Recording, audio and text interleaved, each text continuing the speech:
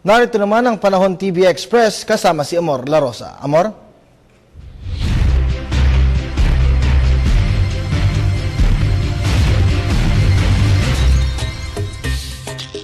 Magandang hapon, Pilipinas! Live mula dito sa Pag-asa Weather and Flood Forecasting Center, papasadahan natin ang napapanahong ulat para sa oras-oras niyong pagkamulat. Ako si Amor La Rosa at ito ang Panahon TV. Ngayong araw ng Lunes, ika-17 ng Setyembre, alas 3 na po. Kaya ito ang pinakabagong ulat panahon sa buong bansa.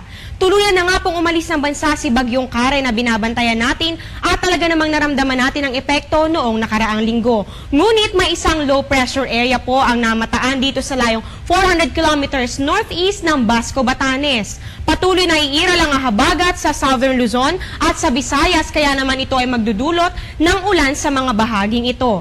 Ang Mimaropa at Bicol Region at Western Visayas ay makakaranas ng paminsan-minsang light to moderate rains. Ganoon rin po sa Metro Manila na maaaring may kasamang pagkulog at pagkidlat. Ang natitirang bahagi naman ng bansa ay magiging bahagyang maulap na may kaunting pag-ulan o pagkulog, pagkidlat. Lalong-lalo na po yan pagsapit ng hapon o sa gabi. Ngayon naman silipin natin ang magiging lagay ng panahon sa iba't ibang bahagi ng bansa.